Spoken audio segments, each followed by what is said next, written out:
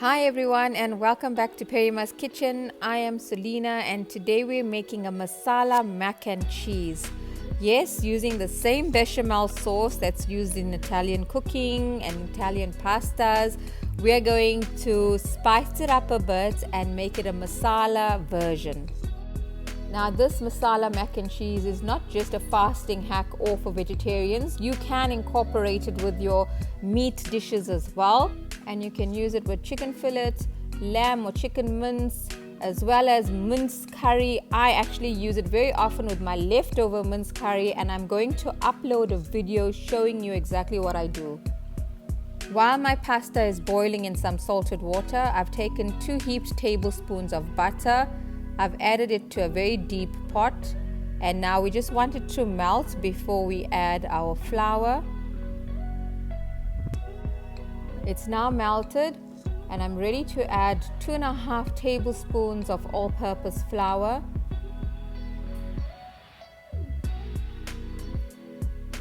That's 2 tablespoons. I'm going to start mixing it around. We want our flour to cook up in the butter.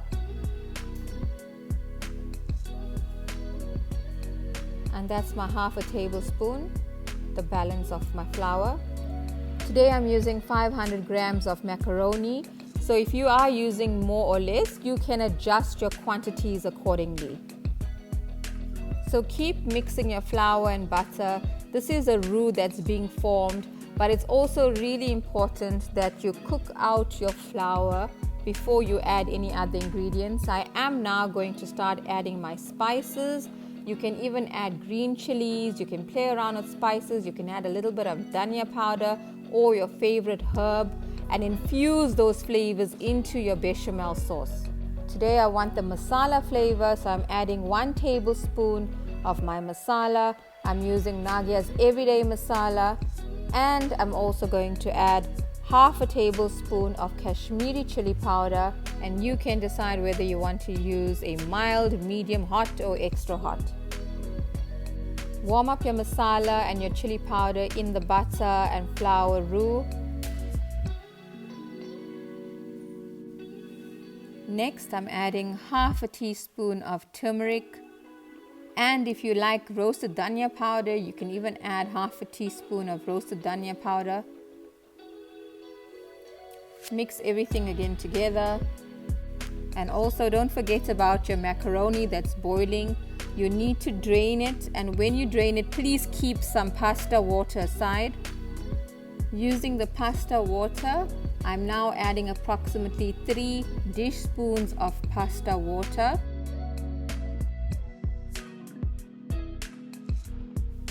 And once you've added your pasta water, you will start to notice your roux will thicken.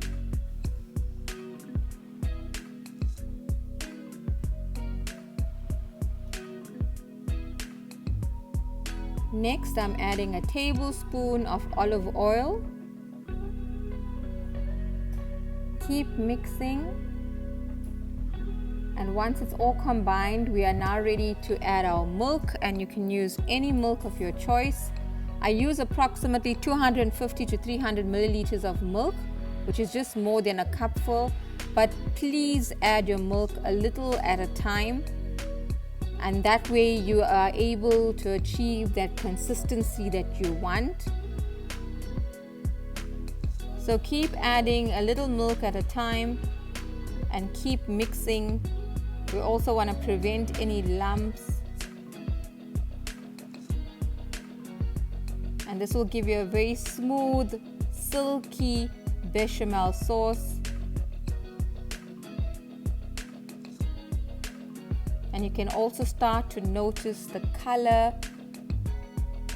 the masala color coming through nicely.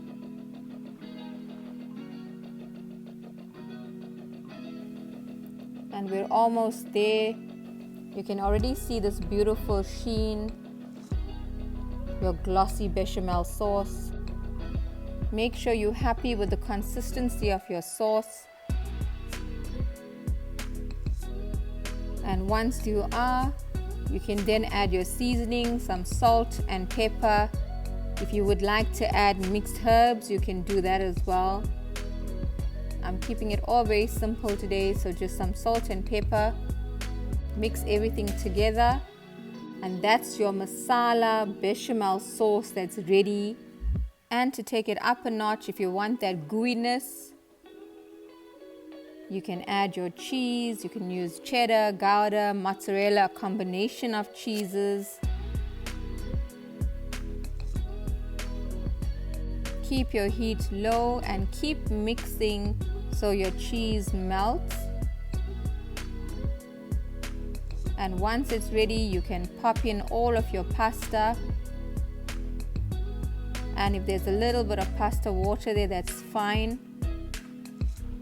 Delicately mix all of your bechamel sauce into your macaroni so it's all covered properly.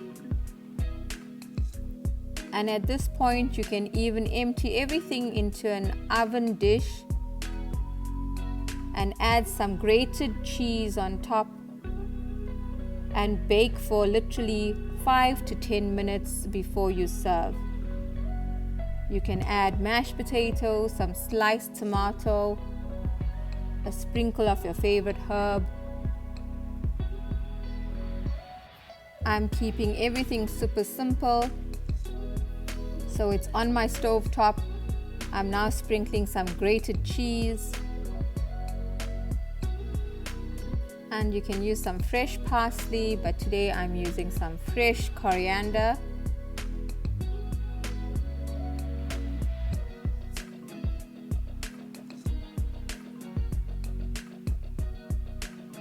And that's it. My masala mac and cheese is ready to be served. And I hope you find this recipe helpful. It's a base for many sauces that you can incorporate into your daily cooking. This is my leftover minced curry with potatoes. I've transformed my curry into a bake using the bechamel sauce and the pasta and the potatoes. I will definitely upload this recipe as well. The kids loved this pasta bake, and for me personally, having no wastage and being able to utilize my leftovers and transforming it into new dishes is so satisfying. All the ingredients used, including the quantities, will be found in the drop-down description below. Please subscribe. Kindly hit the notification bell so you are notified when a new video is uploaded. Please like and share, and your comments are always very, very welcome. See you again soon in Perima's kitchen. I am Selena. Have a beautiful day.